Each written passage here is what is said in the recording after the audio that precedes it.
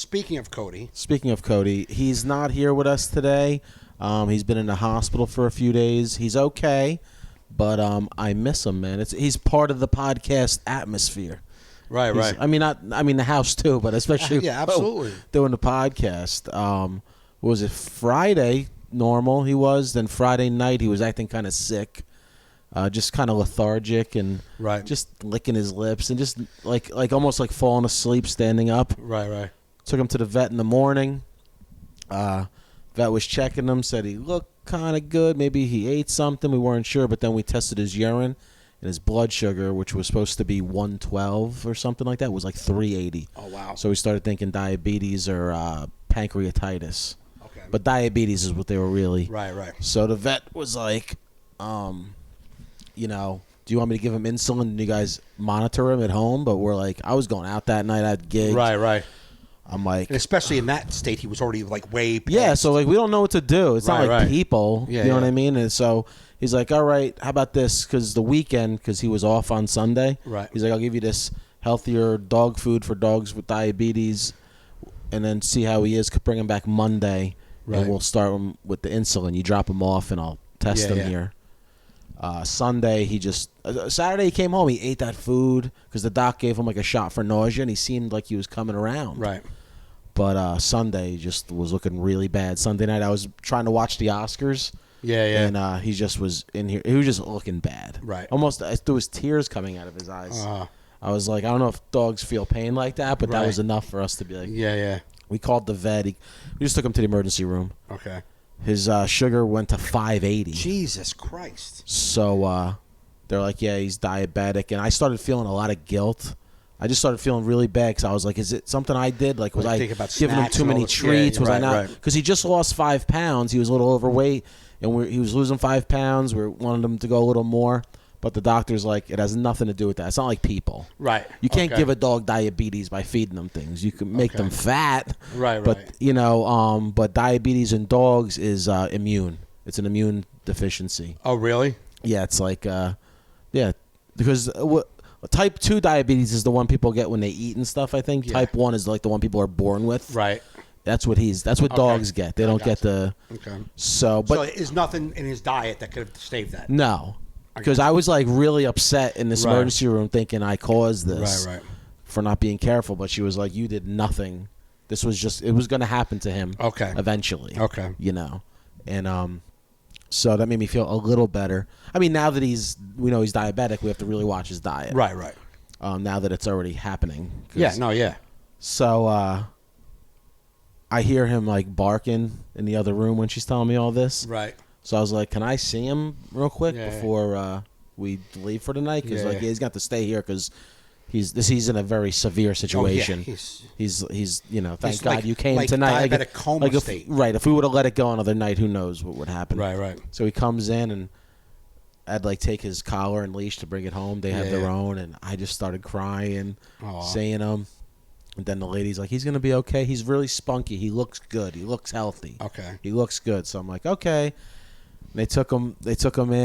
Can you imagine saying that about like a human? He looks spunky. Poor Grandpa. But it was brutal. Looks spunky. Yeah, Grandpa looks spunky, man. He looks spunky. Looks like he can run around the yard if he wants. I was playing fetch with Grandpa yesterday. They have their own collar for Grandpa. Let's take our own. Yeah. Take Grandpa's belt. They got his own belt.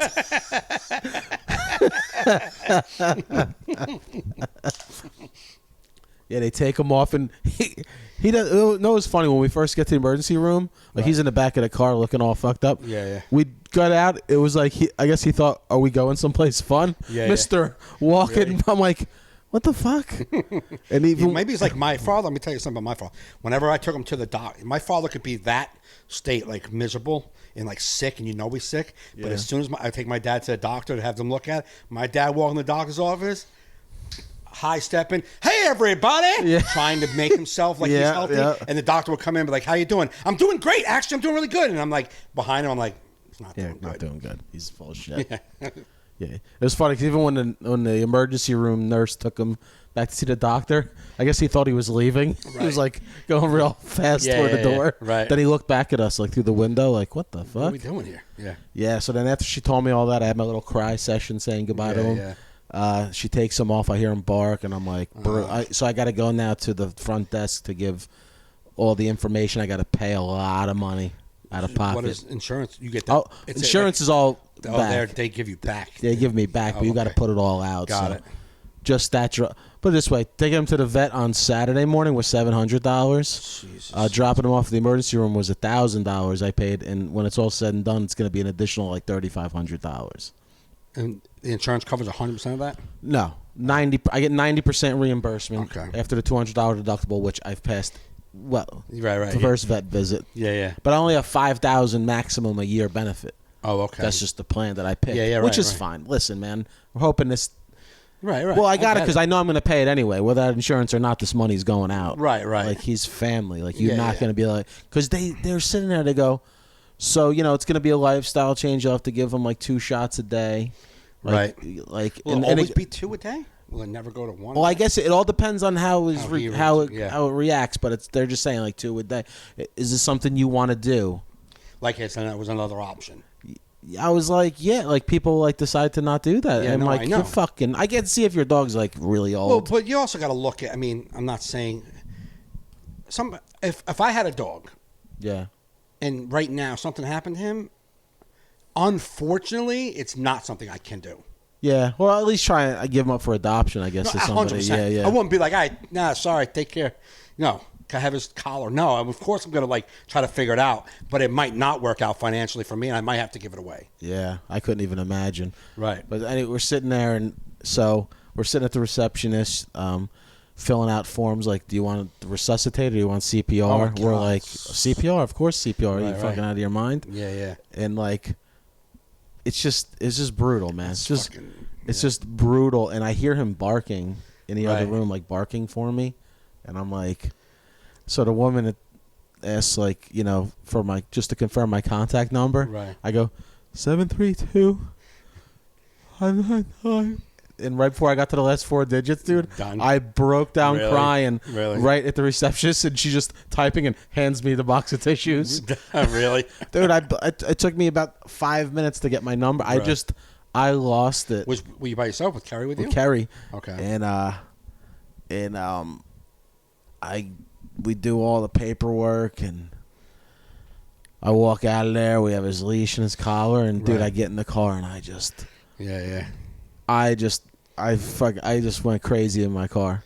I bet, man. And she's like, "But he's not. He's okay. He's at the best spot." But it was so brutal. Driving away from that? Are you kidding me? I mean, this is not his first hospital visit in his short 5-year life so far. I mean, the last time I broke down, but this one seems so much crazier because she's like, well, if anything happens, we'll call you in the night. Right. Because if anything's going to happen, it's going to happen tonight. Right, okay. Oh, my God. Talk about trying to fall asleep. Oh, my God. But then when I woke up and there was no phone call, no missed call, no nothing, I was like, thank God. It means he's good. Right, man. right. And then we got a call from the doctor in the morning saying he was stable. His blood sugar was moderate. It's like he's coming along good. Okay. And he's still that way today. But so we took him in Sunday. We're not getting him back till Wednesday at 4. So tomorrow. Tomorrow at 4. And it sucks, man. Can you go stop by, or you don't want to? Just let him relax. It's like I don't want him to see us and think he's coming home because I don't think he has a concept of time and how much has gone by. No, and he doesn't know. You know what I mean? Oh, Wednesday? All right, I'll see you tomorrow. Wednesday at 4. You guys do what you got to do. They're taking care of me good here. I got fluids. Boom. No, he doesn't know any of that. No, there's nothing of that. No. But he's feeling good. But it's like coming home last night. Like when I came home from our gig Saturday night. Yeah. I knew I got him like 2 in the morning. We got done watching UFC late. Yeah. And normally he's laying by the front door waiting for me. Right. Sometimes they leave the front door open so he could see me through the thing. Yeah. So the door was shut. I open it up and he's laying on his side. Now normally he pops right up. Right. And we are like, let's do a little playtime. And then even if I'm going to go to bed, he wants to do a little tug before. Yeah. He just stayed there. He didn't pop up. I laid down with him.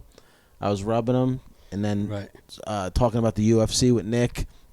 And then he just stayed there the whole night. He didn't even come follow me to the room. I just really? knew he was like not well. But coming home last night, him not being there, waking up this morning, not taking him for a walk. It's just, it's brutal, man. No, yeah, man. It's a lifestyle change for you, too. And all of a sudden now, like, he's your boy. Yeah. I mean, he's your boy. So you can look at it like, you know, you can look at it from a cynical point of view. It's a dog, bro. You can do that. You could be an asshole like that. Or you could be a normal human and be like, the guy wakes up every day and goes out. Every video is you in the fucking woods. Right, exactly. You know what I'm saying? They're like humans, man. They're as close to humans. Yeah, man. I mean, you have a daily routine with the kid, with the dog. That changed right now. Of course, that's going to hit you in the ball sack. Yeah. I mean, the good thing is though, he's making a full recovery with this treatment. What did they say? What his sugar was? Yesterday it was at 200. Oh, so we're getting down. What's it supposed to be? 130. Like 112, 112. Okay. Between 80 and 120. Got it. Okay. Same as people. Okay. But he'll be able to hike still. That'll even help his diabetes, the exercise. Okay. So he'll have the same lifestyle. The only difference is we'll have to give him a shot in the morning and a shot at night after he eats. Okay. So we'll be dealing with it, but. And then, can you test his sugar? We got to test his sugar. You got to just like a person, pop in his paw, do the little thing. Right. But I'm going to be learning all that at 4:00 tomorrow. I have to be there for a while. The doctor's going to teach us how to do everything. We have a lot of questions. It's like, because he's a finicky eater sometimes, but it's like, what do we do when he doesn't eat? Right. Can't just give him insulin without food. Right. You know what I mean? It's like all these things we'll have to deal with. But yeah. It is what it is, man. It's bonkers, man. Wow. It's bonkers. But that's what because Saturday when we did that gig together Saturday, I was all whack. I was just thinking about him all day because I knew he was not in good shape. Right. And I had lunch with James yesterday. I said, I totally did a show Saturday. I'm the most autopilot I've ever done in my life. Because I did a show the one time when I went and saw my dad in the hospital, and I bombed because I was so distraught. This, I think just because of years of doing comedy. Right. I explained to James, I felt like I was in a robot version of me, and I was controlling me doing comedy. Yeah. I was like, I'm getting laughs, but I was so outside myself. Right. That I was like, I don't even know. Like, it was almost like I started and then I saw the light. I wrapped up and I was like, I couldn't even tell you what happened. I can relate. It was like so. There was no connection. But I remember sitting up there going, hey, I remember telling myself, you're not into this, but it's going okay. Right. So just keep rolling. Yeah. Just get through this set. But that's the thing you know how to do. Like the job part, like it's like an autopilot. It was it was just autopilot. Let's do the thing. Except that one line that I threw out, it was like the most normal I felt. I'm like, let me throw out this new line. Boom, it did well. Right. That was the only thing I was aware of. Right. But I'm feeling good that he's coming home. But it sucks that I have to wait again till tomorrow. Right. It's like you just want him here. Right. But it's scary, man. I think with animals, it's a little bit more because they're so helpless. They so need you. Right. Like almost like people could like almost take themselves to the doctors. I'm not feeling well. Right. Can call a friend, be like, hey, I'm not feeling well. You could see him trying to tough it out. Yeah. Like almost like. Right. It was like, it's sad, man. It's sad to think how hopeless they are. Yeah. But no, they are hopeless. I mean, they're babies. They're like an infant. Yeah. He's only 5 years old. Right. You know what I mean? What was that, 30? I think 35 in dog years, but I read an article. It's not necessarily broken down like that. Right. But I don't know even think to us, he's 5. Yeah.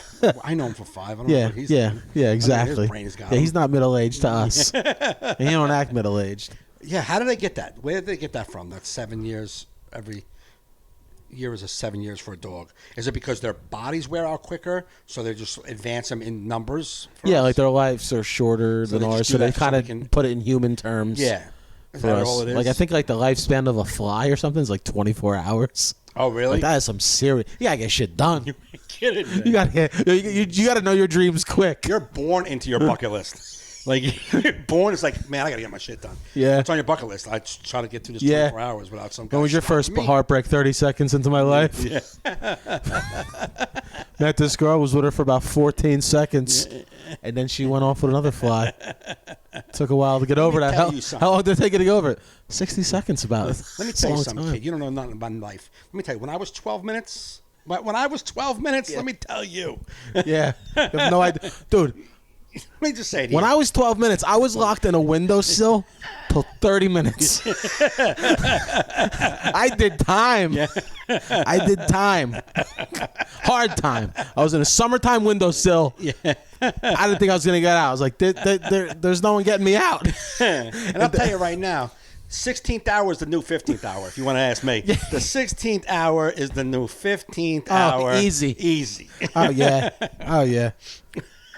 But you really, when you're hitting your 20th hour, you start reflecting. You start looking back. Maybe that windowsill wasn't that bad. I had everything I needed. Nobody was bothering me. Nobody had 3 hots in a cot. Yeah. It was nice. Yeah. No, accidentally flying out a door. Fuck, I was in there. That was all the food is. I accidentally went outside. Oh, there was nothing out there. Damn it. Oh, my God. I know. My cousin Tommy, this guy just hit him with a piece of paper on the wall. There he is, splattered. Not only was he alive, 15 minutes. Yeah. He was just getting going. Oh, his life was just starting. Just getting going. It was in the prime. He was in his prime. Come on. He ain't getting those days back, no, you're man. not getting them back. No, those are the high school years.